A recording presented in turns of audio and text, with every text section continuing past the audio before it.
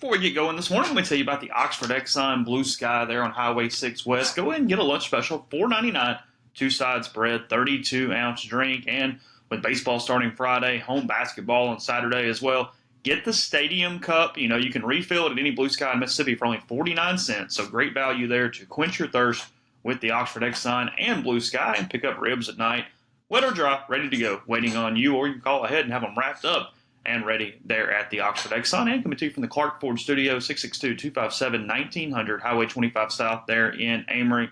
Remember to give Corey a call, 15 minutes within business hours. You're going to get a quote. You're going to like that quote, and you're probably going to end up making a deal. At the end of that deal, you tell them about the podcast, you save another $500 there with Clark Ford. Now into the show. From the Clark Ford Studio in Oxford, Mississippi, MVW Digital proudly presents the Oxford Exxon Podcast. I'd say thanks for tuning in. But why am I going to give you a round of applause for something you're supposed to do, to be frank? And now, here are your hosts, Chase Parham. That broadcast school has really paid off. And Neal McCready. I deserve to be on TV.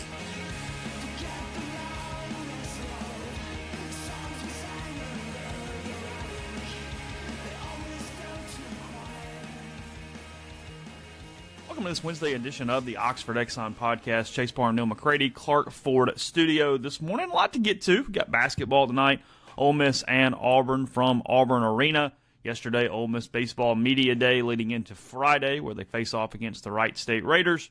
4 o'clock first pitch for that one, 12 o'clock on Saturday, 12 o'clock on Sunday as well. Got a little overlap on that Saturday game, I believe. I think the basketball game at home is at 2:30. So a little bit of everything today. Had a Bo Bounds Ross Bjork tweet last night. Might get to that today as well. Also got a lot of content up at rebelgrove.com. I've got a story on Zach Phillips, the Saturday starter at Ole Miss, a quick look at Wright State, and Neal with a couple good content items this morning. A feature on Dominic Olejniczak. His mother was a professional basketball player. He's attempting to follow in her footsteps. And the weekly mailbag presented by the Jackson Weston. So a lot of stuff going on. You had a pretty busy Tuesday, Mr. McCready. I did. I also have a basketball notebook that's up as well, put up around, 2 something yesterday afternoon. So if you're looking for some basketball material to read before tonight's game, there's a good bit there, enough to entertain you for a few minutes. It was a pretty busy, I think we both had pretty busy Tuesdays. By the time you podcasted and then you had media day stuff, I had a dental trip and just a checkup. No big deal. And then I wrote all afternoon, and you wrote all afternoon. And so, I finished the Olejniczak story right around the time that Kentucky and LSU finished up last night. And that was a hell of a game. Hell of a game. Yeah, I actually kind of took an afternoon off. I got done with media day, and between the trip to Cleveland the day before and the weekend of just looking at that dang story over and over again, I was kind of wiped. I said, I'm not going to do anything for a few hours. So I actually got up this morning and kind of got back at it a little bit. Media day is that interesting thing where they give you so much access for baseball that other than Mike's kind of opening statement where he tells you who's going to play, because that's kind of relevant, otherwise there's not a lot there for the local beat writers. So it was more of a, hey, let me grab some quotes that I might use later, but you're probably not looking for main stories at media day a couple days before the season begins.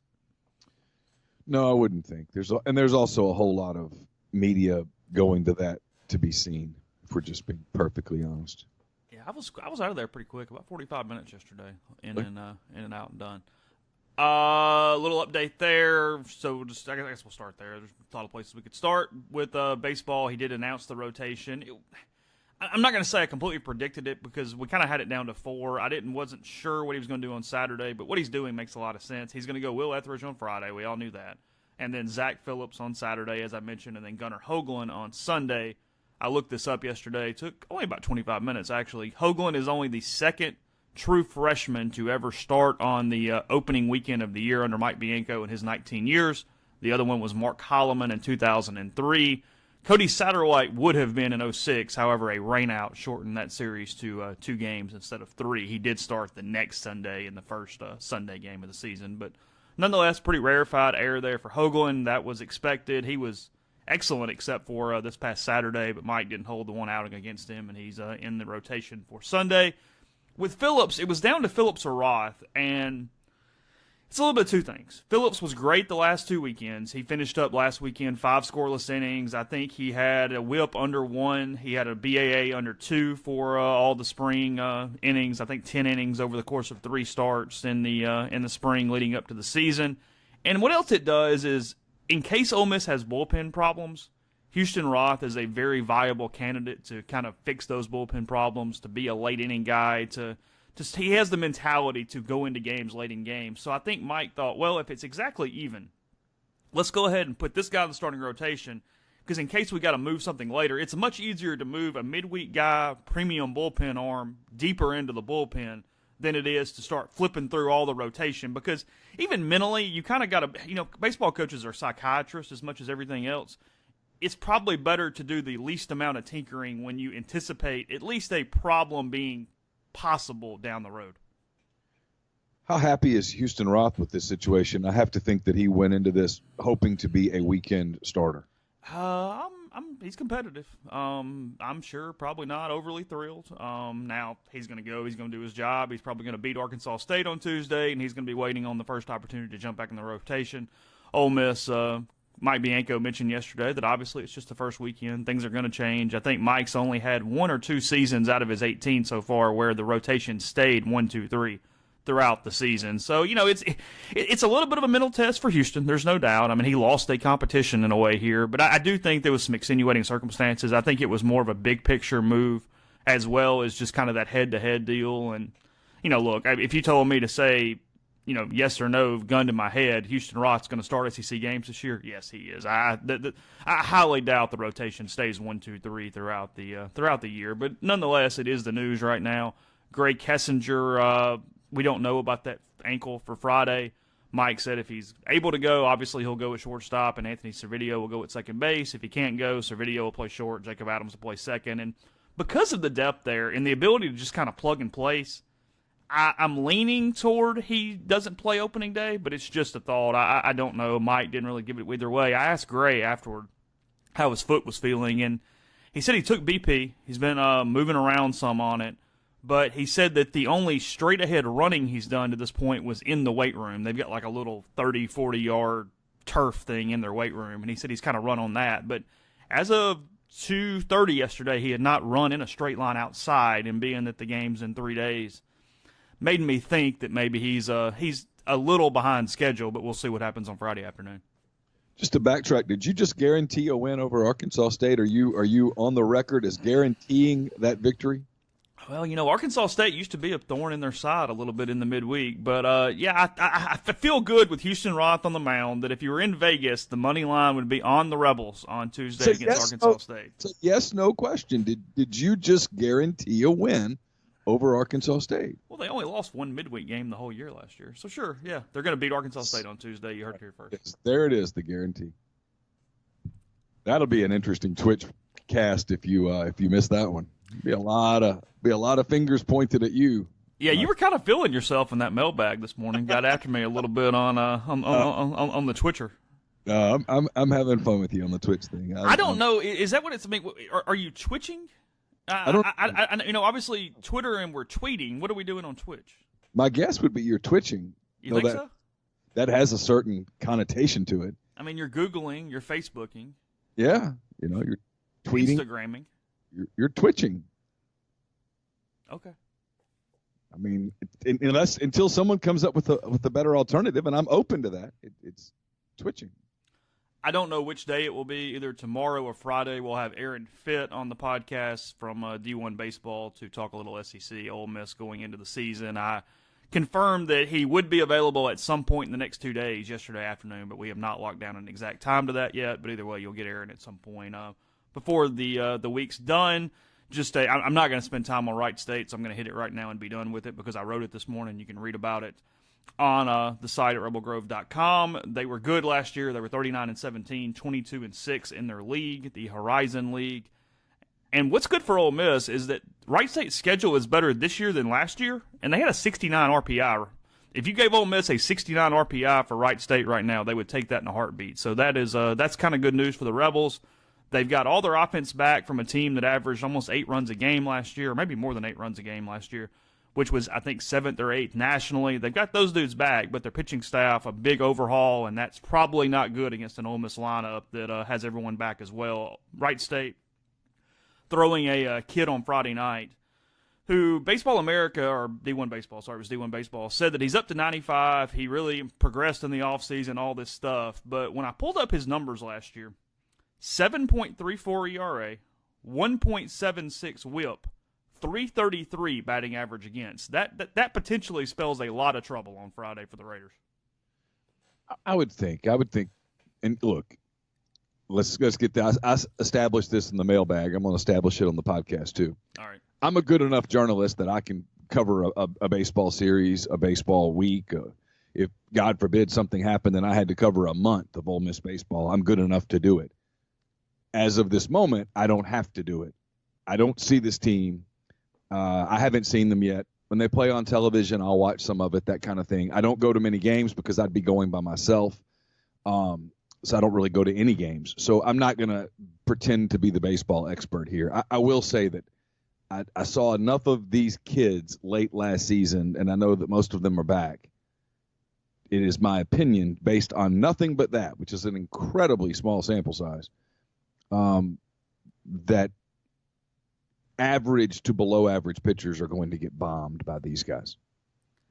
That's what it feels like, doesn't it? I mean, that's my opinion, that this is a really good. Well, I mean, and frankly, if you're going to do the matchup thing, this is, I mean, on paper, given what we know, obviously, who knows? I mean, I guess it could twirl 8 scoreless on Friday, but given what we know, it's the worst matchup for an opposing pitcher because not only does Ole Miss hit bad pitching, they hit bad hard pitching. It's not like he's going to float a bunch of curveballs in there. He's going to throw into the low 90s and just throw it in the middle of the plate. Yeah, my guess is it's flat. Yeah, if you're going to be an average pitcher against a team like that, you want to be an average off-speed junk baller, where maybe you trick them for a time through the lineup. Yeah. If you're just throwing stuff hard, but you're not painting corners and working up and down and keeping them off balance, if you're just throwing it, well, these guys hit that stuff. Yeah, in practice, they're going to catch up to it. That's not a problem. Right. So anyway, that's really not much more news. Left to right, they're going to go with Dillard, Olenek, and then Tim Elko in right field. That was kind of expected as well. Carl Gendle's going to play a lot. They're going to do some other things there, and then Chase Cockrell at DH. The infield corners, Keenan and Zabowski, as you know by now, and then Cooper Johnson behind the plate. So we'll see. They play Wright State 4:00 on Friday afternoon. Let's kind of jump around a little bit. You said we'd hit this. I teased it in the opening. It kind of perked me up a little last night because I thought, well, we'll have to look into this a little bit because I was not paying attention. Somebody sent me a picture yesterday afternoon of Bo Bounds, ESPN Radio out of Jackson, on the Paul Feinbaum show, just and said it was some joke about Feinbaum or something. But that's the first time I saw it. And then later in the day, I saw the quote that has everyone fired up. Says, quote here from Bounds, I can gauge the temperature of the fan base, talking about Ole Miss. And, quote, I don't think Ole Miss fans are excited to renew the season tickets. They're beat down, and it's just one more thing after another. I did not watch the segment. I know nothing about that quote. However, I did talk to a couple people yesterday who had seen the segment that said, look, Bounds was typical Bounds, but Feinbaum certainly picked the most inflammatory way to context that out to make it a tweet. Yeah, look, I don't listen to Paul's show. Number of reasons. The main one is I don't find it entertaining. Now, I know a lot of people do. He's made a fortune. He's made it big. I'm not jealous of that. I acknowledge that. I liked Paul personally. We worked at 2 newspapers together. I used to go on his show all the time when I covered Auburn for the Birmingham Post-Herald and then the Mobile Register. I've worked with Paul on stories, etc. I like Paul fine. I didn't like the way Paul treated me when I left Alabama. And so I didn't like it at all. I thought it was unprofessional. I thought it was uncalled for, and he and I really haven't spoken since. And years ago, they invited me on the show. I declined. It's the only reason I said that yesterday is because someone included me in it. Why don't they get journalists and they listed you and me and a couple others, and I just said, well, in fairness, they have invited me. I declined, and I would decline again. I didn't see it. I don't listen to it. I don't know. I don't really know the context of it. I found it amusing, and it's the reason I don't want to go on Paul's show, among other reasons. The biggest of which is that he's always looking for the inflammatory thing to hype. And I don't know what Bo said, what Bo didn't say. I haven't spoken to Bo Bounds in years. I don't know. It's funny to me that I'll give Paul credit for this. He's working for the SEC network. He and Mike Slive were really tight. Mike Slive paved the way for Paul to become an ESPN voice the way that he has. And yet Paul doesn't he doesn't shy away from looking for controversial takes. I don't believe what Bo said, at least the quote that is on Twitter, on the tweeter machine. I don't believe that quote to be all that accurate, really. I mean, there's an argument that from some people that, yeah, it is or whatever. I didn't sense, and look, you know far more Ole Miss people than I do.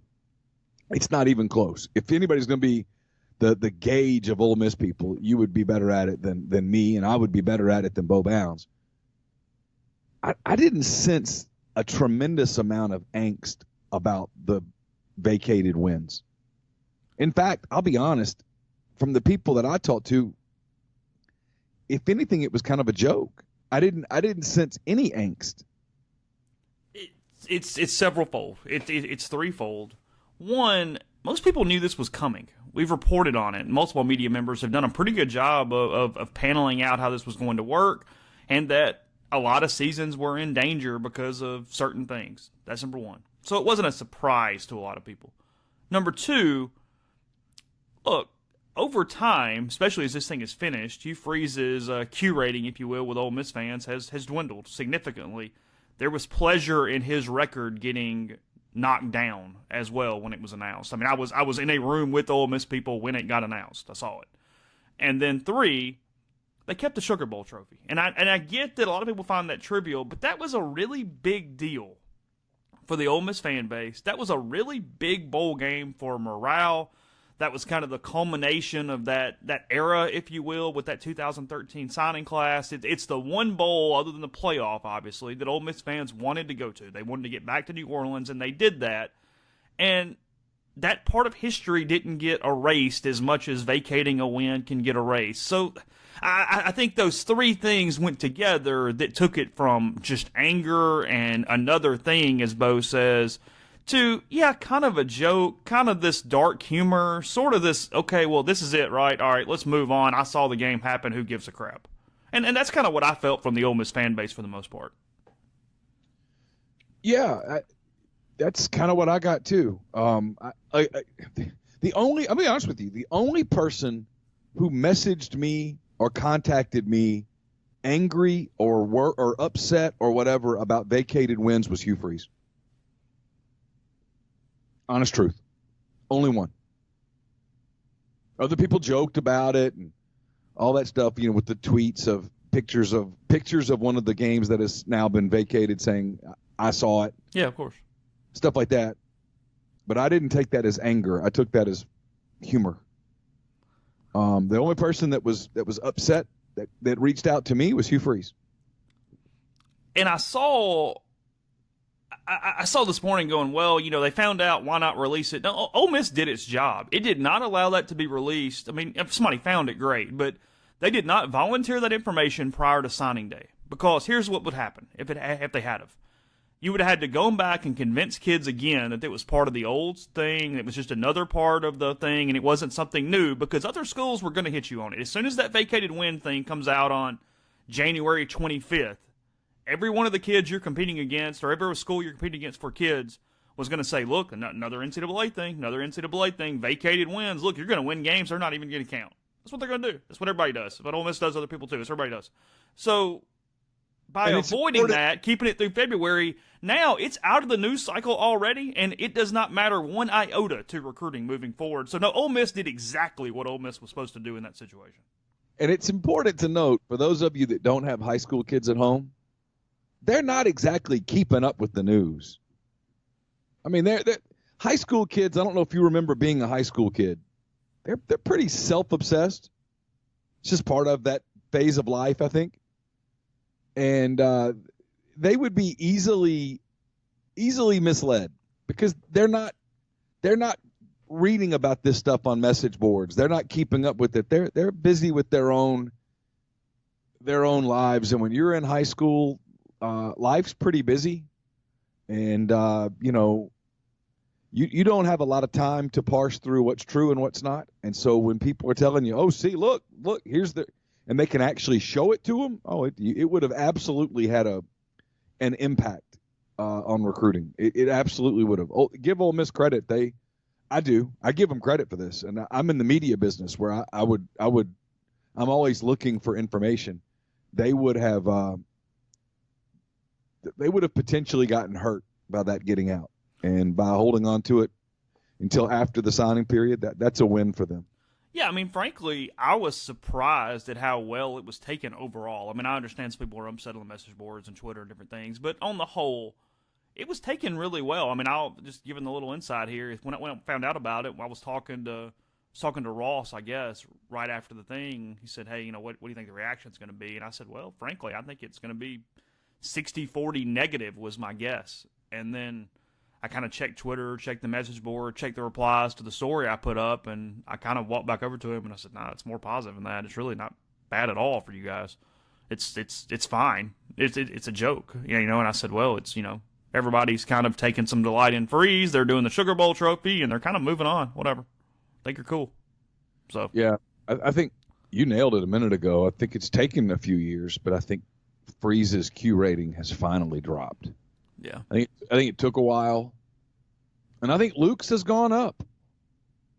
I said this the other day. I thought I wrote it. I thought Luke's press conference after the second signing period was the first time that I really sensed that he felt truly comfortable, not forced comfortable. And that's not a knock on him.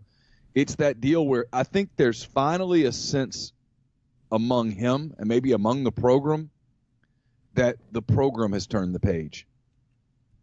I mean, you got to remember, this guy takes over in July of 17. He's got days before camp starts. The kids are basically already there. You've got all this stuff. Everybody's recruiting his kids. I've told you this. I don't know that I've ever reported this or anything because I didn't want to screw with the kid. But I'll tell you, I remember calling you in August of 17. I'd finished a practice, and I'd gone back out into the parking lot to get into my car, and Trey Nixon was out there. And he was on the phone, and there was no doubt that he was talking to another college football program. Absolutely zero doubt. And I remember telling you, man, if and nothing against Trey Nixon because he's a nice kid and a good player, and I wish him nothing but the best at UCF. But if they were recruiting Trey Nixon, they were recruiting everybody. Everybody. I mean, if they're recruiting Trey Nixon, can you imagine how many calls DK Metcalf or A.J. Brown or DeMarcus Lodge were getting? Not to mention getting some calls within its own program to go elsewhere. Yeah. And so, yeah, I mean, there are people inside the program recruiting people, So it just, my point is not to rehash that. It's to say, Matt Luke walked into that deal. You're just putting out fires, man. I mean, you're not building foundation when every single minute you're breaking out the hose. I mean, every single minute you are just trying to mitigate damage. And that continued. I mean, that never really stopped. It's just now stopped. Yeah. Where the fire's been put out, you've sort of cleaned it out, and now, they've given you the go-ahead to rebuild. And I think you sensed that. I think he senses that, and I think it was the first time that I really sensed that there was a kind of an optimism and a comfort level that wasn't. And don't know how to say this without it sounding like an insult, and I don't in any way mean this as an insult, because you've listened to me enough to know that if I want to insult somebody, I'll just do it. It was the first time that it didn't feel a little forced. And I don't mean forced in a bad way. I just mean where you're, okay, I've got to really make sure I come across as positive here. I've got to make sure I think now it was just kind of a natural thing. And I don't think the two things are mutually exclusive. Yeah. We'll continue that conversation in 1 second. Tell you about Scripted Jewelry, scriptedjewelry.com. Head to the website. Hope you took advantage of it for Valentine's. If you didn't, we've got graduation, Mother's Day, just any special occasion for that special someone in your life. They've got great turnaround times, frequently asked questions, and even show you what other people have purchased to give you ideas. You put your special message on that piece of jewelry, plenty of bracelets, pendants, even everything you could hope for. Lockets there with Scripted Jewelry. So head to the website, check it out, and when you're checking out, use Rebels10, REBELS10, for 10% off with scriptedjewelry.com. Guests join us all the time on the Patterson and Earhart hotline. Patterson and Earhart, attorneys at law, specialize in personal injury law, real estate law. Theirs is a general practice that can handle any of your legal needs. When you contact Patterson and Earhart, you speak to one of the partners in the firm. That's who will handle your case, not some paralegal at a faceless corporate firm. If Patterson and Earhart can't help you, they'll refer you to someone who can. John Calvin Patterson and Wes Earhart are Ole Miss guys. They're local guys. When you call them, you're going to get one of them on the phone on the same day, guaranteed. So whether you've been injured in a car wreck or have other legal issues, give them a call, 662-526-1992, or check out their website, pelaws.com. Your initial consultation is free. The Ole Miss football season right around the corner. You want to make your hotel reservations now. A great place to stay would be Home 2 Suites in Oxford. It's on South Lamar, just off the Old Taylor Road exit. Be a great place to make as your home base for the Ole Miss football season. You give them a call and go ahead and set that up. And while you're at it, you can make reservations for double-decker weekend, some of the baseball weekends. They're getting full, so you want to make sure that you get your spot as we hit the spring, the Grove Bowl weekend, and double-decker and all the baseball weekends and all of that. Home 2 Suites, Oxford. We're also brought to you by Dead Soxy. Go to deadsoxy.com, enter the code Rebel Grove at checkout. You'll get 30% off all orders. You really need to experience the difference a quality sock makes. It's a fantastic product. It's made of bamboo. It stays up. It stays soft. It stays cool. You'll absolutely love it. They've got a little bit left of the Mississippi line. So go on, check that out. Deadsoxy.com. Enter the promo code Rebel Grove at checkout, 30% off all orders. Also brought to you by Pinnacle Trust. Maintaining an appropriate retirement plan for your company often seems like a daunting task, especially when you consider everything else that goes into running a successful business. The Pinnacle Trust 401k Advisory Services provides plan sponsors with the expertise and consultation that they need to administer a retirement plan that inspires employees to reach their retirement goals. Pinnacle Trust retirement plan advisory teams specialize in a variety of different types of plans, including 401k plans and 403b plans. They can help sponsors benchmark their current 401k plan, consult on current plan designs, provide ongoing plan and investment fund reviews, manage employee communication and investment education, and conduct a plan sponsor fiduciary analysis. So call Pinnacle Trust 401k Advisory Services team today. They can conduct a complimentary, no-obligation benchmarking and analysis of your current 401k plan. Mention that you heard about Pinnacle Trust on the Oxford Exxon podcast, and you'll receive 10% off your first year's fees. Podcast brought to you by Community Mortgage, Oxford, Memphis, Soto County, and Chattanooga. Underwriting and processing is done in Memphis. They're getting local underwriting and understands your market. A leader in condo financing in Oxford and the float-down option. You know you can find Jason at 662-234-2704 or J-Lo, J-L-O-W-E at communitymtg.com. The other part of that, I kind of buried the lead. So 11 hours ago, as I pull up the Twitter right now, Ross Bjork quote tweets that Paul Feinbaum tweet regarding Bo Bounds, a lot of words there, and says, biased and inaccurate take by a rival fan. Yeah, kind of fighting back a little. Yeah, you know, it's that deal where so much of fighting back or marketing or brand awareness or whatever, it's kind of picking the right spots, if you will. And I didn't have a problem with this spot. Took the shot at the Oxford Eagle, and I thought it was kind of just hitting a corpse a little bit. But with this, I'm going to get in trouble for that. So with this, yeah, sure. Look, it is going to give Bo content this morning. Yeah, if he's smart, of course. I get that. But at the same time, there's been a narrative from that side for so long that I don't mind that shot back across the bow whatsoever. I think that one should be appreciated because everybody talks about, hey, defend us publicly. Well, he just did and probably picked a very correct avenue to do it. Yeah. They appear. I'm looking for the context of it.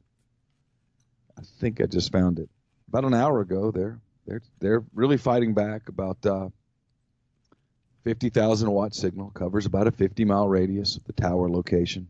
If you'd like to provide an email address, they'd be happy to send you a coverage map, as well as on-air and streaming numbers. I want to fight back about who's bigger, them or this little potato log podcast that could. I'll take our chances. Is that what's happening? Are we getting pulled into this? Is that what's happening? I think we're getting pulled into it, which is fine. I mean, I don't mind a fight. There's so much backstory here that the people publicly don't know. Yeah, and it's one of those deals where they're never going to know it, but it's a lot more. It's not just surface level that everybody's seeing. No, it's much as it pertains to us. It's much deeper than that. My deal with Bounds, I'll be honest, the reason I stopped doing it, I did a weekly morning thing for him for a while. See, that's what I was going to say a minute ago. The irony here is that you could set your watch by your Bounds appearance every week for a long time, even when we started doing this podcast. Oh yeah, absolutely. I would drive over to, because we taped at Jeffrey's condo, and I would drive over there and I'd sit in the parking lot and do it, and then I'd finish and I'd walk up and we'd start the podcast. It was like Wednesday morning or Thursday morning, I can't remember. Yeah, like 7:45 or something. Yeah, and he would come to Oxford. I got up early a couple of times and went over there and did part of the show with him. I mean, I tried to be amenable to him, and then when he put me in the same category with Steve Robertson, I told him that's not satisfactory, and you know it. I'm not going to be lumped into that group. If you're going to have him as your state guy and me as your quote Ole Miss guy, I'm not going to do it. I'm not willing to do that to my career. I'm absolutely not willing to do that. And I told him that, and they pushed back, and I just stopped doing it. And then, they take little gratuitous shots at you. And I always found amusing, I've gone out of my way to accommodate you for no compensation, and then you take shots at me. Okay, cool, done. I mean, hook 'em, as they say. You know what I mean? I mean, screw it. I mean, that's like the stuff with Paul. I mean, I would go when I was in Birmingham. I'd go to his studio and I'd do the show and stuff. I mean, I've done, and then when I left for here, and Paul knew what happened to me in Mobile, and he knew, that this was a move at the time, and in 2008 that I was incredibly anxious about, nervous about, worried about, panicked over, whatever term you want to use, it applied, I promise you. I remember it was like in May or June of that. I think it was May, because it might have even been April, because Laura and the kids weren't here yet. And my phone blew up with Paul's talking about you on his show, and it was really negative, and it was like, man, why would you do that to me today? Of all the people you could pick on, you're picking on me today? Oh, I don't remember that. Yeah, well, it was before I knew you. I mean, I had just gotten here. I mean, and for context, I mean, I was living at my parents' house. We hadn't sold the home in Spanish Fort, and yeah, because you didn't sell the house till regional weekend. First week of June. Labor Day. I mean, not Labor Day, Memorial Day. Yeah. Yeah, I mean, it was the day that Miami eliminated Ole Miss and Coral Gables was the day that we got an offer on the house. Yeah. So it was before. So it was a good month before that. And honestly, it was a time when I had just gotten another job offer in traditional media that included a spot on a radio show. Well, I actually included a radio show, and I was seriously contemplating taking it. I was seriously contemplating going back to Mobile and maybe begging for my job back. I mean, man, there was a lot going on, and he took that shot, and it just did not. I mean, at the risk of sounding like a big baby, it kind of hurt my feelings at the time, and I didn't appreciate it at all. And you know, so years later, they reached out, hey, would you like to come on the show? And I said no, and the guy was almost kind of offended, and I did it in a self-deprecating sort of way. I said, you know, I don't really think I could add anything to your program. I don't think I'm, you know, I think you could find somebody far more talented than me to talk about Ole Miss. And I said those kind of things, and you know, and instead of just simply going, okay, it was, well, that's the weirdest rejection I've ever gotten. And it was like, well, screw you, man. I mean, I was his producer. I don't care. One of those weird things where I would assume for most writers, especially in the South, it's probably almost a career milestone to get on the show for them, so they never see anything negative from anybody. Yeah, it could very well be. And, you know, there was a time when, you know, when I was in Mobile, even when I was competing with Paul, I would do his show. And, you know, because I knew the reach that it had, and I knew for my newspaper that I needed to go on, that my newspaper would not be happy if they found out I had been invited on Paul's show and turned it down. And I knew that Paul would ask controversial stuff and try to get you to say controversial things, sometimes controversial things that your newspaper would come back later and say, why did you say that? I mean, you know, it wasn't always rainbows and unicorns when you did his show. And I covered Auburn, man. I mean, I covered a program that was always on the cusp, you know what I mean? And so there was always stuff going on. I don't know if you've noticed, but Auburn has a penchant for drama. And I covered them for 6 years, Chase. There was some drama.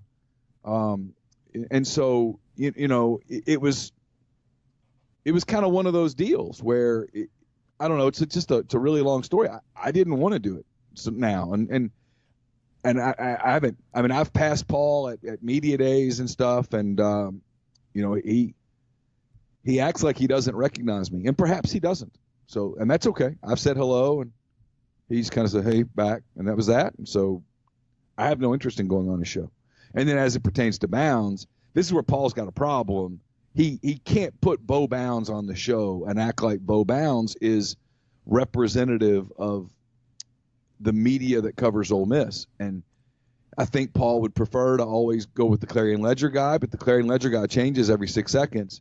And so there's no consistency there. The Memphis paper doesn't cover Ole Miss. I guess he's got Parrish offered as a option. I guess he has you as an option. He could go to the Ole Miss Spirit, but if he goes to the Ole Miss Spirit, I think he knows he's going to get a lot of slant. And so I don't know what Paul does. I don't know how because he wants to get that controversial, objective take. I suspect that yesterday he wanted someone to say, yeah, it's basically meltdown over here over these vacated games, and people are pissed and people are ready to burn it down.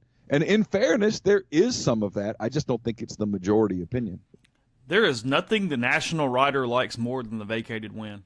That was the dangest thing the other night, is the amount of report about vacated wins and all this. And I mean, I've never seen a group of people that love them some NCAA penalties that are meaningless more than the national sports writer.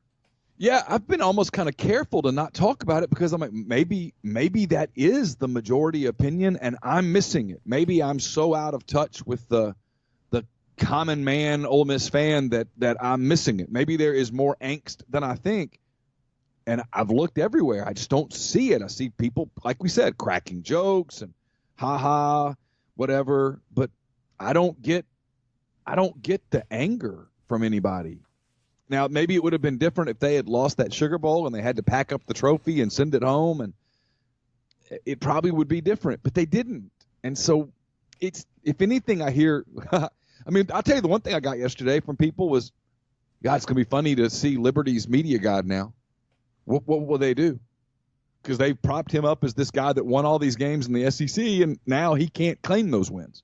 They'll put those wins up with an asterisk on it. That's what they should do. Yeah. That's what Ole Miss should do. Ole Miss should put those wins in the book and say, hey, here's a little asterisk in the finest print possible down at the bottom. Technically these games were vacated. The Birmingham Bowl, I think, has some status envy, if you will. So what they did to solve that, kind of like the middle-aged guy with a convertible, is they have the largest trophy imaginable. That is it's like a cinder block. It is the heaviest thing in the world. Will the NCAA cover shipping on that thing to get it back wherever it's got to go? I don't know. Because that's going to be really, really a lot to ship that son of a gun back. Is it bigger than the Magnolia Bowl trophy? Oh, yeah. I think it would look down on the Magnolia Bowl trophy. Are you serious? Oh, it's so heavy. Yeah, the BBVA Compass Bowl is huge. I don't know, man, because, at some point, when you take that thing to the post office and they look at you like, dude, we're not sending that. I guess you got to get FedEx to come get it. And almost like you were shipping a refrigerator or something. You'd almost be better off just putting it in the back of a van and driving it over to Birmingham yourself, right? Well, is it Birmingham or is it does the bowl get it back is my question. I don't know the answer to that. I don't know. I think you could call Pittsburgh and say, you guys want this thing? Now, as we talked about yesterday, I think they'd say no. Yeah, it doesn't look, I just pulled it up, it doesn't look that imposing, but that son of a gun must be full of steel or something. Just inside, just rock. It is the Steel City. There you go. Yeah, it looks kind of unassuming, but it's huge. It's heavy. Sorry, not huge, heavy. I just pulled it up. There's a picture of Ole Miss fans celebrating with it, and it's two dudes picking it up. Well, it takes a lot of people to pick up that Magnolia Bowl trophy too. I just don't want you to lose a trophy obsession and become obsessed with the trophy that's gone instead of a trophy that. I don't need to cheat on the Magnolia Bowl, do I? You don't, because one day she could come back to you. Can we get another redesign of that thing? Oh, those kids have graduated now. There's a whole new group of kids in shop class. I don't see why we can't give them a chance. Is the new one really any better than the old one? The first one was just as good, right? Yeah, I think so. It was a little more plain. Well, the Magnolia broke off. And it kept breaking off. That was the problem. But that was not the problem with the trophy. That was the problem with all the damn football players. Kept breaking off the thing. Be a little more gentle. It's a flower, for God's sake. Because the first one was not as wood shoppish because it didn't have the words burned into it. I'm going to be honest. Now that I think about this, and I had not given this any thought whatsoever, thank God. I think the next time, if you want to treat this trophy the way that it deserves to be treated, when the game is over, they should give it the Super Bowl, the Lombardi Trophy treatment. Someone should come out with white gloves and carry that thing through a receiving line, allowing each person on the victorious team to reach out and touch it before ultimately handing it to the winning coach or the winning quarterback, whatnot, where he can lift it high into the air for all of the fans to regale. That is the treatment that trophy deserves. I just Googled it, and I don't know why I had not had this ammunition before. This is from June 4, 2014. 5 worst trophies in college football. It comes in at number 4. There's 3 worse? Yeah, sorry, the old Magnolia Bowl trophy, and I'll skip to the bottom. It says, when the original trophy was first created, it looked like it was born out of the late 2000s, political correctness. The telephone trophy and even the iron skillet have character to them. With the simple wood block and placement of the plated magnolia flower in the Magnolia Bowl trophy, it resembled a plaque you'd give to a principal retiring from school after 35 years, not to a team that just won a rivalry football game. And in addition to the trophy's looks, it had durability issues too. You'd think a giant block of wood wouldn't be fragile, but after Ole Miss's upset of LSU in 13, the Magnolia fell off the base. Boring and injury-prone? Sounds like Sam Bowie.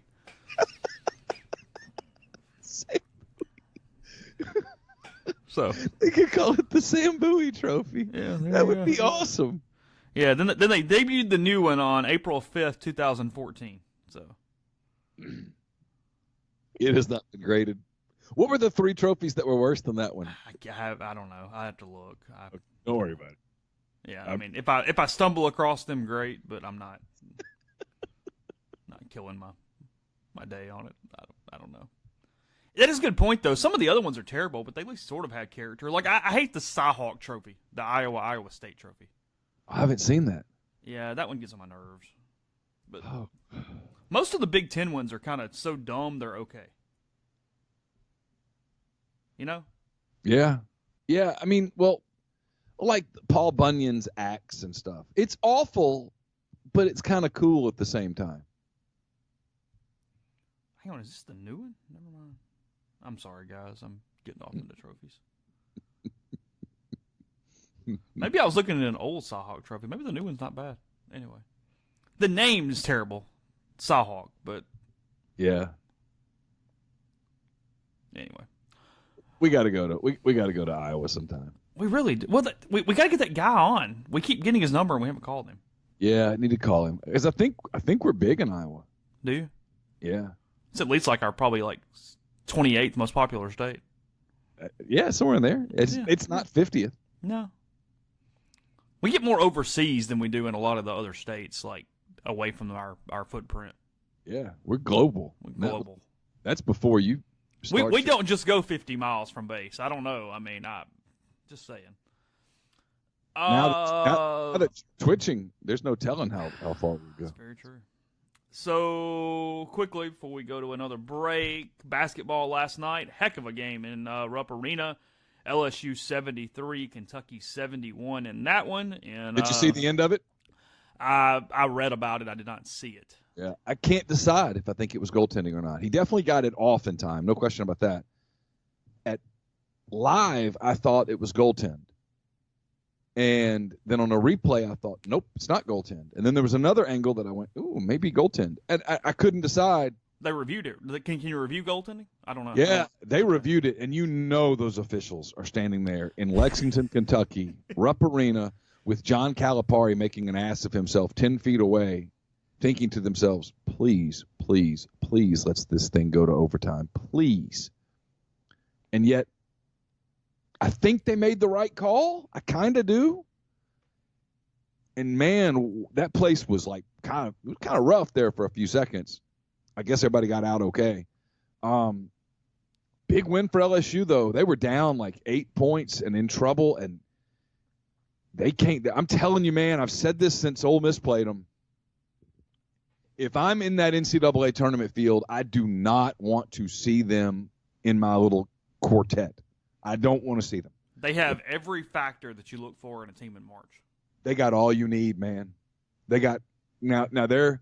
I'm not convinced that's the best coach team in the world, and I'm not convinced that they can't get knocked off. But if you told me LSU went to the Final Four, I'm not even blinking. I'm not even remotely surprised, Jason. No, like you said, the point is somebody's going to get them on their bracket, and they don't want it. They're going to look up and go, ooh. Oh, yeah. They're going to get teams like LSU, Iowa State, teams that could get bounced in the round of 32 could also go to the Final Four. Mm-hmm. That damn Reed down low. Nas Reed, damn. He's a monster. Yeah, then you got Tremont Waters outside.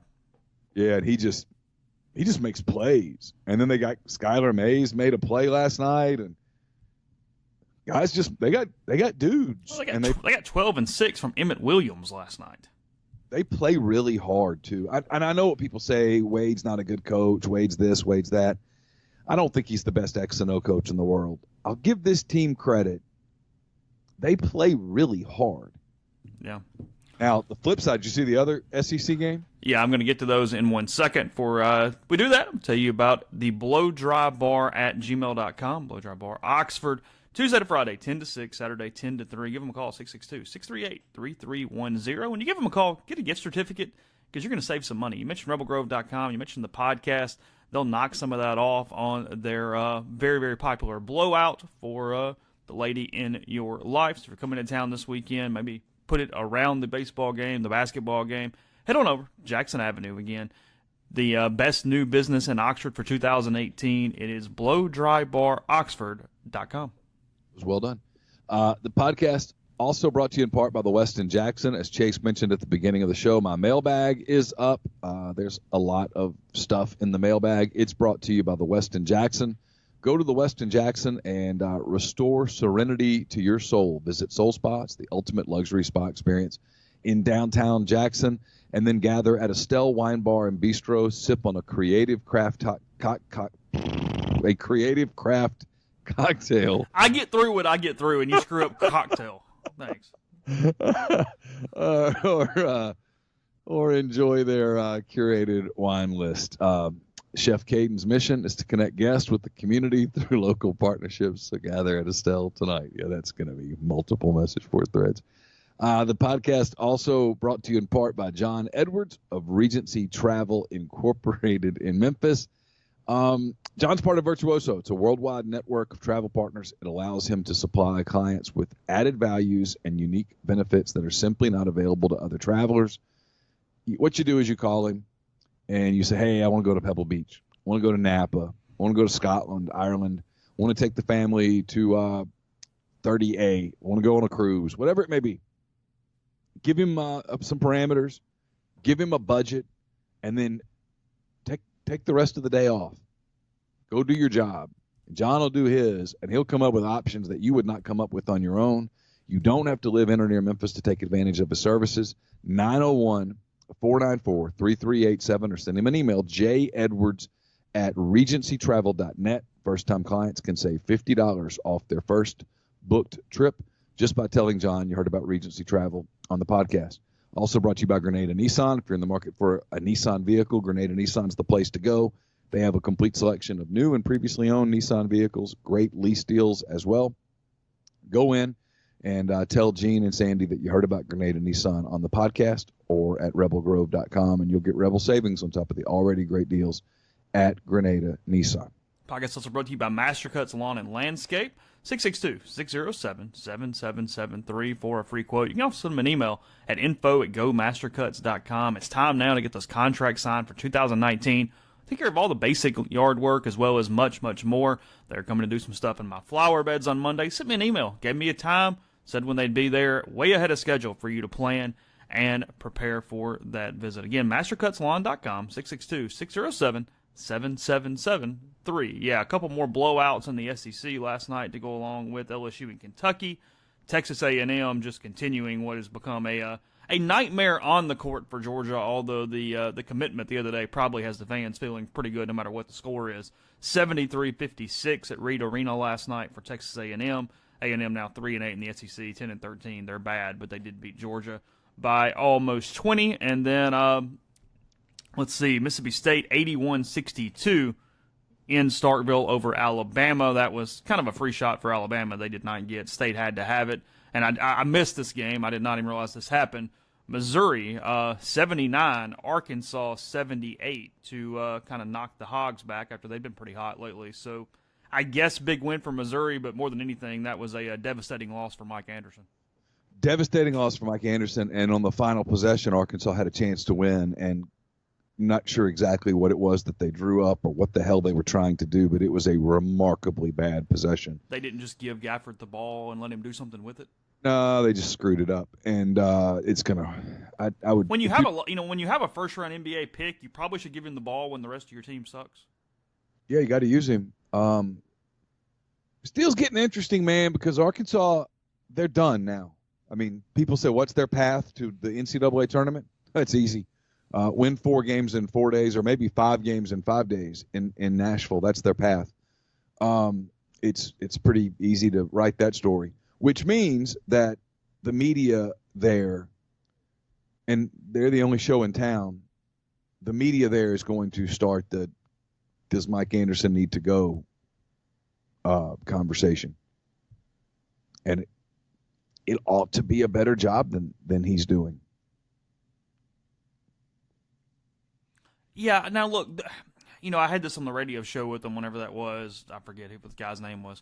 But they're not Kentucky. They're not even the ceiling of Tennessee or Florida. But they shouldn't be this either. They should be in that next group, I think. Yeah, I think so. The only issue, I mean, but they have to recruit regionally and nationally for the most part. I mean, Arkansas is not going to supply your entire roster for you. No, you've got to recruit regionally. And Bud Walton's no longer this mecca for college basketball. No, it's not. It's nice, but other schools have built nice. Yeah, it's a weird deal, isn't it? I don't know. I don't, and I kind of cheer for Mike Anderson a little bit, in large part because Scotty Thurman's on his staff, and Scotty's a friend, and I don't want anything bad to happen to Scotty. But yeah, this team was supposed to be better than this. I don't know that it was supposed to be a lot better than this, but it was supposed to be better than this. Here's the thing, and two, to make it more Ole Miss centric for a minute. It's what's scary about what's left on Ole Miss's schedule is when you go to Arkansas, are you going to get desperate, angry, hungry Arkansas? Or are you going to get, we don't give a damn, there's 10,000 people here, make it end Arkansas? And I don't know. Are you going to get proud senior night, we're going to fight you, Missouri? Or are you going to get, we've had our run. We're going to Nashville on Wednesday, get this thing over with, Missouri? And I don't know the answer to that. My guess is that if you made me guess, I'd guess that the Arkansas game is going to be an easier, quote, easier, end quote, win than the Missouri game. You think so? Yeah, I think Arkansas could quit. Like Georgia coming here in a couple of weeks, they're going to quit. They're going to roll over. If you told me Ole Miss won that game by 25 points, I'd buy it. Okay. And then who knows about South Carolina, right? I mean, you got to go over there, I think, on Tuesday in 6 days. I don't know what you're going to get there. They've played really well there. They're 7-3 in the freaking league. Yet they're 12-11 overall or whatever. Yeah, they haven't quit in the league, so now they're going to get hammered tonight. Looking at tonight's games, Ole Miss at Auburn. The Rebels 16-7. The Tigers 16-7. The Rebels 6-4 in the SEC. Auburn 5-5 in the SEC. That line is the Tigers by 8.5 with an over/under total of 156. So they're guessing 80-75 somewhere in there in this one. Ooh, I like both of the unders. Do you? Yeah. Like Ole Miss and the under? For some reason, I think Ole Miss covers that line. I do. If you made me pick the game, I'd pick Auburn. Obviously, they don't lose at home. But this Ole Miss team's only been blown out once. I'm going to come back to Ole Miss in 1 second. Quickly, South Carolina's at Tennessee tonight. Tennessee all the way up to an 18-point favorite at home against the Gamecocks. And then Florida at home against Vanderbilt. To say that's a necessity for the Gators would be underselling that one. So just throwing that out there. I had a stat here. Let me find it. Coming from Corey Keys on Twitter this morning. Factors into Ole Miss a little bit since they're on the road tonight. Crazy stat. And obviously Ole Miss has contributed to this because they've been a good team on the road. Said it's been an odd season for the SEC, but this makes it even more weird. Just 40 of the 74 league games so far have been won by the home team. That ranks the SEC 30th out of 32 Division I basketball conferences in home competitive advantage. Meaning home teams so far are just 40-34 in the SEC play. Yeah, they've been you and I talked about this, I think, off the air or off the podcast air. We don't even have air. We're not as big as Bo Bounds. We don't have our air. Means we don't have to pay for air, though. That's true. We don't have to buy our air. Yeah. Has Ole Miss been better on the road than it's been at home? Been a better basketball? Well, I mean, what's its signature home game? Let's do it that way. Arkansas? Yeah, Arkansas. Instead, they go on the road and they beat. No. They beat Auburn at home. That was never mind. That's it. Sorry. Yeah, everybody yelling on the air. Yeah. Sorry. We heard you. But yeah, on the road, they've played really well. Like they played Butler well. They beat Baylor on a neutral site, court. But fine, whatever. Beat State in Starkville, which most teams don't do. Played really well at Florida and should have won the game. And then I get Georgia sucks, but they routed them in Athens. Yeah, but they played really well. It was kind of they went in there and broke Georgia's back. I assure you, Georgia had that game circled as a get well game. Yeah, they didn't play well in Tuscaloosa, but that's really been their only road hiccup. they've been good on the road. And to Kermit Davis's credit, he has said this enough times where it's not coach speak. He walked in day one with an emphasis on we've got to become a tougher team so that we're built to win on the road in this league. And by God, they've done it. Now, they've stumbled at home some. State beat them at home. Iowa State popped them at home. LSU beat them pretty good at home. Yeah, and they didn't play well against Texas A&M at home at all. Won the game, but didn't play well for 34 minutes. So I don't know. I think this team's a little better on the road than it's been at home. I don't know. Maybe they're just kind of such a thin margin for error group that it is what it is. I don't know. Maybe I'm overthinking it. I get this as more of a conversation for Friday, but I'm intrigued looking ahead by Saturday's SEC basketball slate. I just happened to click on this a second ago, and you've got maybe the marquee game of the year on Saturday in the league, and then you also have so many of these teams that are bubblish to at least in the conversation, playing teams that they've got to beat on Saturday. You got to feel like it's a little bit of a, hey, if you slip up, it's a really big day on your schedule. Just looking at this real quick. Missouri's at Ole Miss. Obviously, Ole Miss has to win that basketball game.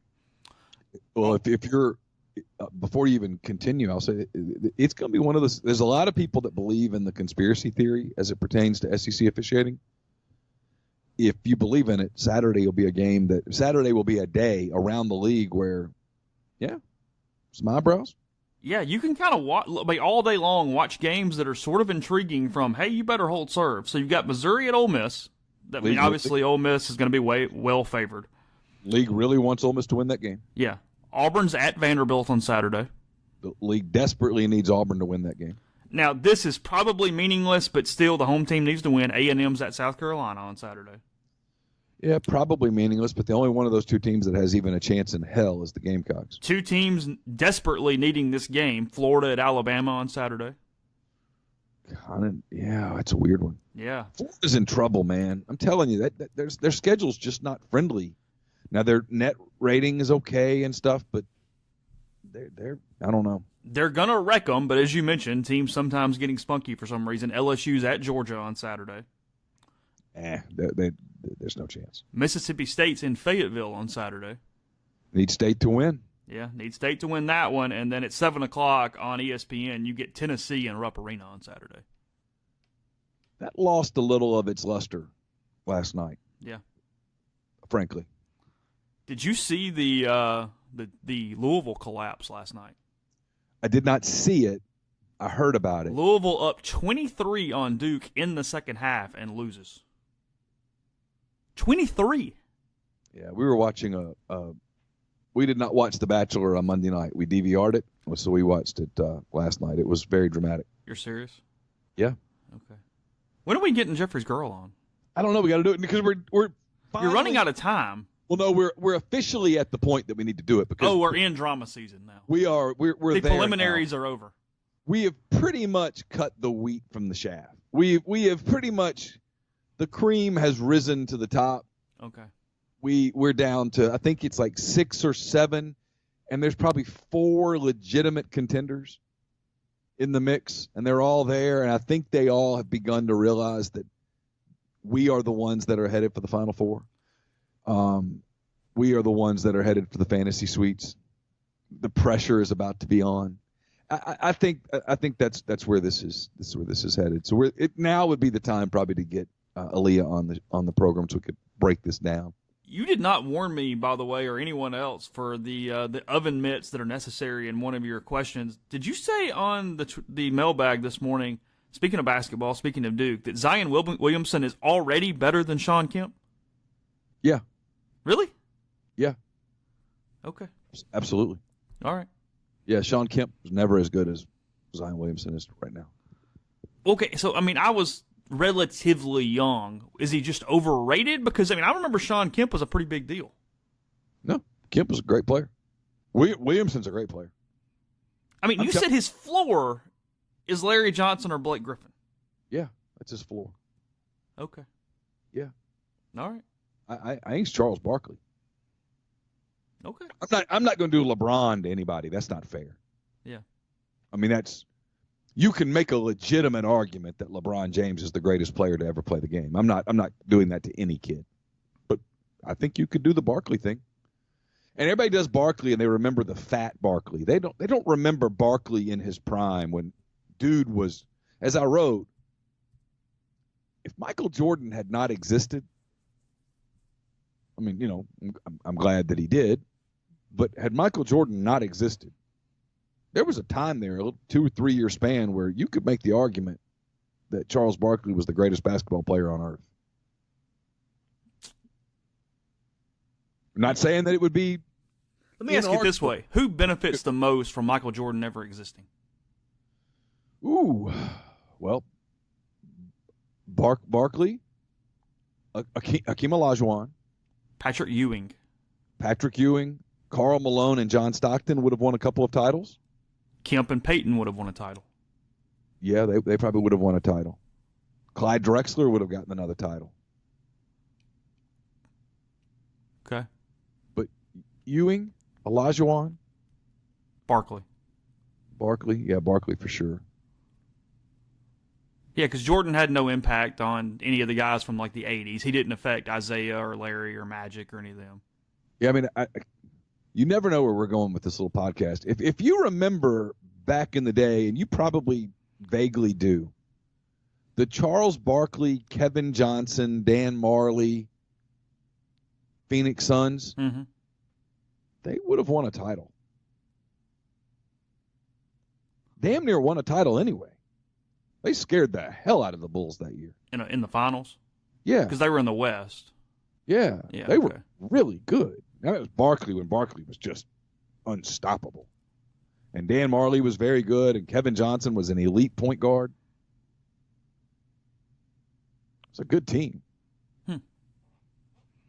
Okay. Just curious. Just kind of came to me. I was wondering.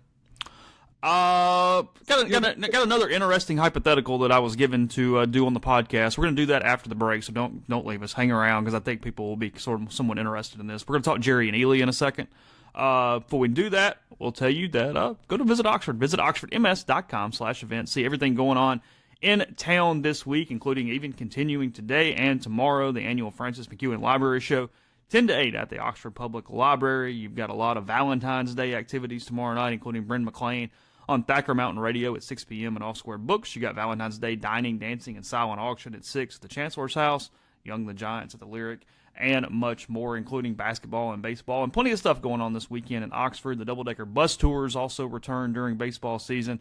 Those are on Friday afternoon, and you can see all that, the contact information, and all the different ways to enjoy Oxford at visitoxfordms.com. And while you're in Oxford, the Ole Miss women's tennis team back at home today as they take on Alcorn State, 1 p.m. Come hungry. Fans will receive free pizza. As always, admission is free, so you get free tennis and free pizza. For more information, visit OleMissSports.com. The Ole Miss women's hoops team back in the pavilion Thursday, February the 14th, for a matchup with the MSU Bulldogs. Tip-off set for 7 p.m. For tickets, visit OleMissTix.com. The Ole Miss baseball season has arrived, as Chase has mentioned. Join the Rebels at Swayze Field on Friday, February the 15th. They host Wright State at 4 p.m. Tickets can be purchased by visiting OleMissTix.com. And the Ole Miss men's basketball team returns to the pavilion on Saturday, February the 16th, as they take on Missouri at 2:30 p.m. Limited tickets remain and can be purchased by visiting OleMissTix.com. Podcast also brought to you by Harry Alexander. Harry is an Oxford-based RE/MAX legacy realty agent. He's been in Oxford more than 4 decades. No one knows the residential and condo market in Oxford better than Harry. Go to his site. He'll prove it to you. It's harryalexander.com. Click on the Properties and Neighborhoods tab. Filter through by what you are looking for, and then send him an email, ha@harryalexander.com. And we're brought to you by Oxford University Bank.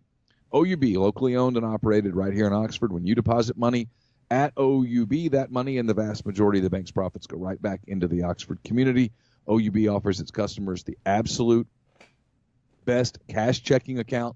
It's called Kasasa, and with Kasasa, OUB will pay customers 2.5% interest on their balances up to $50,000. And with Kasasa, ATM fees nationwide are refunded. OUB also offers online bill pay and mobile check deposit using its online app. You ought to call and also ask about the commercial checking account. It's paying 1% interest as long as you keep $10,000 in the account. comes with fully interactive online banking. To learn more about that, contact OUB at liveoxfordbankoxford.com or call 662-234-6668. OUB is FDIC insured. Podcast also brought to you by G&M Pharmacy. They're on South Lamar in Oxford. You know them for their MedSync, their home or workplace delivery, and much more. And they make it easy to switch those medications over. If you're a Fred's or Walgreens customer, go to a local pharmacy that cares about you. You can do that by just giving them a call at 662-236-2222, and they take care of the rest. They've got plenty of compound options now. We've been telling you about those, from Finnegan and nausea and vomiting to acne, eczema, and other skin conditions. A lot of different ways that they kind of use their little chemistry to help you out there at G&M. So again, vote them Best of Oxford, oxfordeagle.com/Best of Oxford for pharmacies. And the number one more time, 662-236-2222. So I was having a conversation yesterday with somebody about Jerrion Ealy, and you kind of referenced this in your mailbag as well. None of us know what he's going to do. We don't know what the number's going to be from a major league team when the time comes. And you mentioned it would be very hard to tell your son, hey, let's skip $4 million to play college football, or to do anything for that matter. And I asked the guy, I said, I completely understand that. I said, but what if you don't like baseball? You don't want to do the commitment. You don't like the game enough to make that level of commitment. And he turned it around on me, and he goes, here's your podcast topic. He said, because we were kind of discussing money before this and different stuff, and he goes, somebody offered that to you right now, knowing more than you did at 18, obviously, knowing how important this is, knowing what's available, and you get basically $1 million a year, because, at minimum, 4 or 5 year contract, $1 million a year-ish, for whatever we're talking about with Jerrion Ealy. Yeah. He goes, how many jobs would you not do? Because the list is too long on what you would do. What are the jobs you would not do for $1 million a year for 4 years? And I thought, I never really had it turned around on me like that, but that's a pretty dang good point. Not many. Not many. I'd be willing to give most anything a shot. Other than something that's going to result in my death, you're pretty much doing whatever. I am not a manual laborist. A lot of manual labor you'll do for $1 million a year. Oh, yeah. Yeah. Oh, anything. Yeah. As long as I wasn't going to get harmed. That's what I'm saying. Yeah, your health is insured. Yeah. Look, minor league baseball is not glamorous. And I don't know this kid. I've heard nothing but nice things about him, but I don't know him. I've never had a conversation with Jerrion Ealy. I don't know him. I don't know the people around him. It's not a negative. I just don't know them. So I can't speak to where his heart is. And if your heart is in football, play football. But the people that act like it's a no-brainer to walk away from that kind of money, I don't understand that. I don't understand that at all. It would not be a no-brainer. And that's why when people say, I think he's going to play, my response is, look, like I said in the mailbag, it takes one team. One team looks at him and falls in love and goes, I don't know, we think that's the next Kirby Puckett. We think that's a guy that hits at the top of our lineup for 15 seasons. Only takes one team. And if they do, and they offer him, $5.2 million or whatever, and then you start having those conversations, and they say, hey, and Jerrion, if this doesn't work out, we'll pay for your college. We'll lock in right now to pay for 4 years of college at any school in your home state. You pick it. Ole Miss, Mississippi State, Southern Miss, whatever. We'll pay for it. And then someone says, and hey, if baseball doesn't work out, you can still go play college football. You can't play college baseball, but you can play college football. When the other side of that is, nope, going to go play football. Going to play football, going to play baseball, going to put this pro baseball thing on the back burner for at least 3 years. I don't know, man. I can't. I get it. I saw Brian Jordan and Deion Sanders and some of those two-way stars asked about Kyler Murray, and the consensus is he's making a mistake. From people who have lived that life, he's making a mistake. And I'm both ways on this, because logically, yes, he's making a mistake. Logically, there's no question he's making a mistake. Except two things. Well, his heart's telling him to play football. That's what he loves. Follow your heart. You give one life. You're the one that has to get up each day and do it. If that's what you want to do, do it. And then I'm starting to think, and we're jumping around a little bit here. I don't want to get away from it too much. Maybe this Kingsbury rumor is true. Yeah. I mean, I don't know. I just think the whole thing is interesting as anything, based off just kind of the human dynamic of what do you want to do? Where are you going with it? What's the plan? I don't know. Because, I mean, let's play worst case scenario. And I'm a big believer in best case, worst case. Yeah, you are. Best case for Jerrion Ealy is if he wants to play football. This is if he wants to play football. Because if he wants to play baseball, you go play baseball. Easy. You tell baseball teams, I want to play baseball. If you draft me, yes, I'll sign. I want the max slot, but yes, I'll sign. And I've got football that I can go back to if you try to screw with me. But you get taken 8th in the draft, and they say, we'll give you 5.4, and you say done. So that's if he wants to play baseball. But if he wants to play football, best case, go to Ole Miss, and you dominate in the SEC, and in 3 years, you're a top 10 pick. And you've had these running backs, whether it be Leonard Fournette or Saquon Barkley or whoever it may be. Todd Gurley proved that, yes, you can play Power 5 college football and come out and be a top 10 pick and make a boatload of money. That's best case.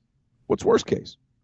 Well, worst case is obviously you go to Ole Miss and you suffer a Ken Webster sort of knee injury. And you're not the athlete that you once were. And you go from having a professional career to not having a professional career. And if you think you can live with that, okay. But if you think you can't, you've got to start thinking about how would I feel if it were taken away from me, and there's nothing I can do, because there's no other job that he can go get right out of college $1 million plus a year. If there is, someone please call me, because I have a high schooler and I need to send her into that field. Yeah. Little journalism plug here for The Athletic, which obviously does not advertise with us, but I stumbled across this a second ago. It came out this morning. Story from Dana O'Neill. The headline is, "It just means more," parentheses, "now, how the SEC built itself into a great basketball league." The top picture is Devontae Shuler and Blake Henson. There's some Ole Miss stuff in here. Leads with Mike Tranghese and his history with the Big East, building that into the best basketball conference in the country, and then the SEC hiring him to help fix their issues. And his first quote is, "I told them to cut the crap, stop complaining, and stop pointing fingers or stop whining." And I'll let you go. I'll let you read the story at The Athletic. I have no idea if it's behind a paywall or not, although it probably is. And then it closes here, just to kind of give you the full scope of it. The catch-22 is now that the league is so much better, winning is that much harder. Not too long ago, Tranghese caught up with Ben Howland on the phone. "Michael, it's great," Howland told Tranghese. "This is how it's supposed to be." At the time, Howland's Bulldogs were riding high, ranked 14th in the nation and 12-2 overall. That afternoon, after they spoke, Ole Miss rolled into Starkville and upset Mississippi State. Recalling the conversation, Tranghese chuckled, quote, "Careful what you wish for. They've created a monster." So that at The Athletic this morning. Yeah, it's something we've talked about on this podcast some. Give the league credit, because the league was fast becoming. I don't want to turn this into an Andy Kennedy thing. I really don't. I don't want to do that, because it just it comes across wrong. It gets misrepresented. It creates problems. But Andy had a couple of teams that, if the league had had a better reputation, and if the league had had more teams that were committed to basketball, he had a couple of teams that would have made the tournament. That they didn't, because the league only got 4 bids. Mm-hmm. This league's going to get 6 to 8 bids, depending on what happens with teams like Ole Miss and Alabama and Florida and Auburn and Mississippi State, this league could get 8 bids. Switched a reputation in about 2 years. Yeah. Play a schedule. That's what they told them. Play a schedule. And what did it was this SEC network. Give it credit. They were smart enough to say, yes, football's king. Absolutely, football's king. But there's a catch with football. It's only in the fall, and it's once a week. Teams play 1 game a week. 1 game. And so when the season's over in November, late November, right around Thanksgiving, the season ends. And what carries you until then? What carries you until the next September? You had to have content, and it needed to be quality content. And so the statement was, the directive was given, you're going to commit yourself to basketball, everybody. It's not an option. You're going to get committed to basketball. Yep. It's wild when some of the people say, we don't hear this anymore, but people used to say, why would Ole Miss build the pavilion? Why throw that money into basketball? Well, listen, being stubborn about Tad Smith Coliseum was going to come back to haunt Ole Miss had it done it. And we'll never have to see just what would have happened, but it would have haunted them. I'm just telling you. And give the league credit. Give Mike Sov credit. He knew that to make that network work, you had to have quality programming. And now they put tonight, at 5:30 Central Time, there will be a basketball game, followed by another basketball game, followed by a post-game wrap-up, kind of a studio thingy. So they will have quality SEC programming from 5:30 Central until 10:30 Central tonight. Yeah. One more thing, just if you are an athletic subscriber, I just stumbled across it. Bruce Feldman last night with a story on DK Metcalf as well. So there's a little bit of reading material for you to go with the coverage we have at rebelgrove.com. Again, a feature on Dominic Olenichek and his mother. Good one there. Mailbag, baseball notes, basketball notes, and still all of our coverage from Cleveland with Ross and that podcast yesterday. So a lot of stuff at rebelgrove.com. Check it out, and we will talk to you again tomorrow.